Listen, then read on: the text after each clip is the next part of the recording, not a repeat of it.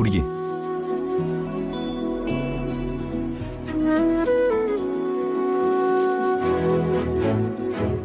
സത്യത്തിൽ വീണ്ടും ഇങ്ങനൊരു കൂടിക്കാഴ്ച നമ്മൾ തമ്മിൽ ഉണ്ടാവുമെന്ന് ഞാൻ വിചാരിച്ചതേയില്ല. പക്ഷേ തന്റെ കാര്യങ്ങളൊക്കെ ഞാൻ അന്വേഷിക്കുന്നുണ്ടായിരുന്നു.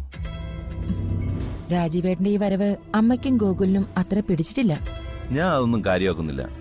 അല്ലെങ്കിൽ തന്നെ പണ്ടും തന്റെ അമ്മയ്ക്കും ഗോകുലിനൊന്നും എന്നോട് വലിയ താല്പര്യം ഉണ്ടായിരുന്നില്ലല്ലോ.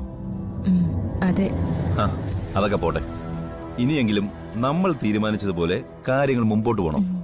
അന്ന് അമ്മ നിർബന്ധിച്ചതുകൊണ്ട് എനിക്ക് പലതും മറക്കേണ്ടി വന്നു. അതിന്റെ ദുരന്തം ഞാൻ അനുഭവിക്കുകയും ചെയ്തു. തന്റെ അമ്മയുടെ കാര്യം അവിടെ നിൽക്കട്ടെ. എന്താ ഇപ്പം ഗോകുലിന്റെ ആറ്റിറ്റ്യൂഡ്? പണ്ടത്തേതിൽ നിന്നും വലിയ മാറ്റമൊന്നും ഉണ്ടെന്ന് എനിക്ക് തോന്നുന്നില്ല. പക്ഷേ കാര്യം നടക്കണമെങ്കിൽ ഗോകുലിനെ കൂടെ നിർത്തിയേ പറ്റൂ.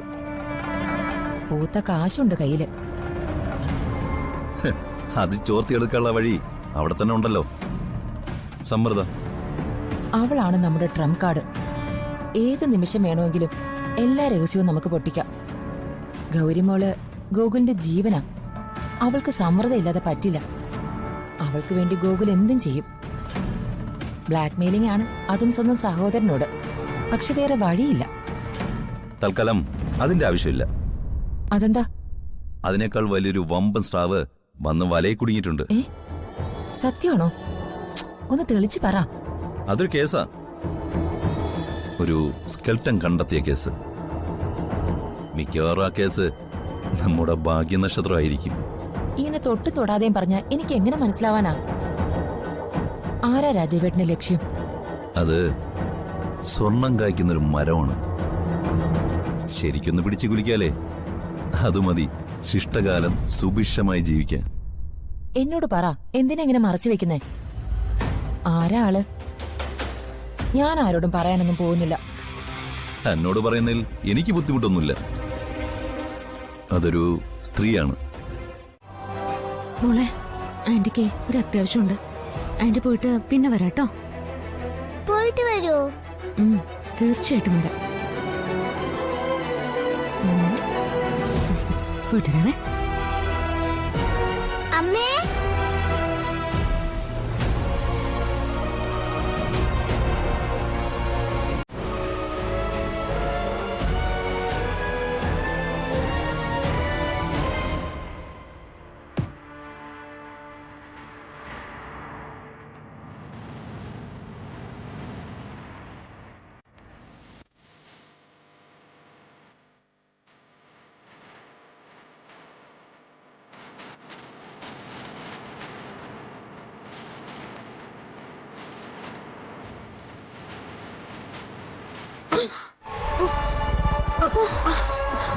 സോറി, ഞാൻ കണ്ടില്ല. സോറി.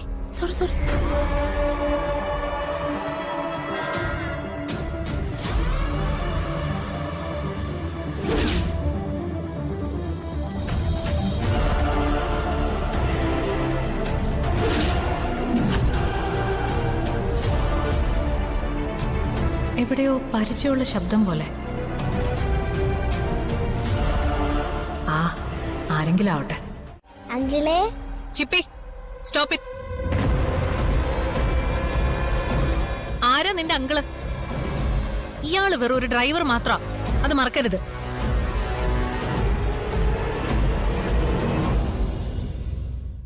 മോളെ, മോക്കിപ്പോ എങ്ങനെയുണ്ട്?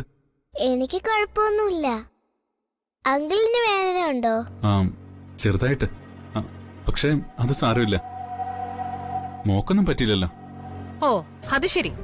അപ്പൊ എന്റെ മോക്ക് എന്തെങ്കിലും പറ്റണമെന്നാണോ നിന്റെ മനസ്സിലിരിപ്പ്? മാഡം, സച്ചിയെ കുറിച്ച് അങ്ങനെ പറയരുത്. സച്ചി വന്നതുകൊണ്ടാ ആ സമയത്ത് മോളെ ഹോസ്പിറ്റലിൽ എത്തിക്കാൻ കഴിഞ്ഞത്. അത് മറക്കരുത്. പറഞ്ഞോട്ടെ മാഡം. ഈ പാവ കുഞ്ഞ് എന്ത് പഴിച്ചു?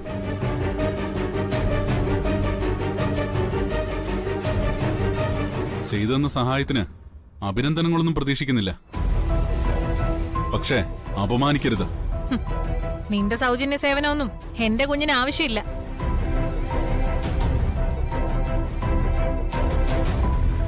ജെനി,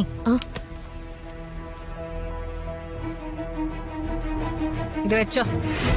എന്റെ മോക്ക് വേണ്ടി നീ ചെയ്ത സേവനത്തിനുള്ള കൂലി. എനിക്കിതിന്റെ ആവശ്യമില്ല. അത് ഞാനാ തീരുമാനിക്കുന്നത്.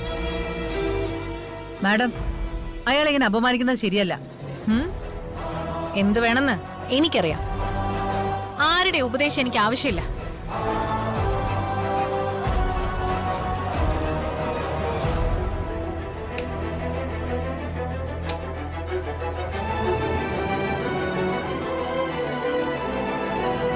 മറ്റാരോടാണെങ്കിലും ഞാനിങ്ങനെ ചെയ്യില്ലായിരുന്നു.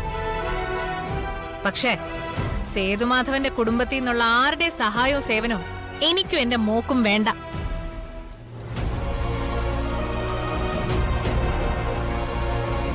പണം ഇതുകൊണ്ട് എന്ത് നേടാനാണ് നിങ്ങൾ വിചാരിക്കുന്നത്? ഈ പണം നിങ്ങളുടെ മുഖത്തേക്ക് വലിച്ചെറിയാത്തതേ ഇതേ എനിക്ക് കൂടി അവകാശപ്പെട്ട പണമായതുകൊണ്ടാ.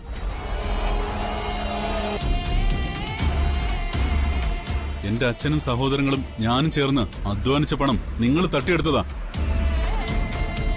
ഇത്രയൊക്കെ ചതിച്ച് നേടിയിട്ടും അവസാനം നിങ്ങളുടെ കുട്ടിയുടെ ജീവൻ രക്ഷിക്കാൻ ഞാൻ തന്നെ വേണ്ടി വന്നു. അതാണ് ദൈവത്തിന്റെ വിധി. ഈ പണം മാത്രമല്ല, നിങ്ങളുടെ കയ്യിലെ അവസാനത്തെ ചില്ലിക്കാശും നിങ്ങൾ ഞങ്ങളുടെ കാൽക്കൽ കൊണ്ടുവയ്ക്കുന്ന ഒരു ദിവസം വരും. അന്ന് അതിന്റെ കൂടെ ഞാൻ ഇതുകൂടി വാങ്ങിച്ചോളാം. അതുവരെ ഇത് നിങ്ങളുടെ കൈ തന്നെ ഇരിക്കട്ടെ.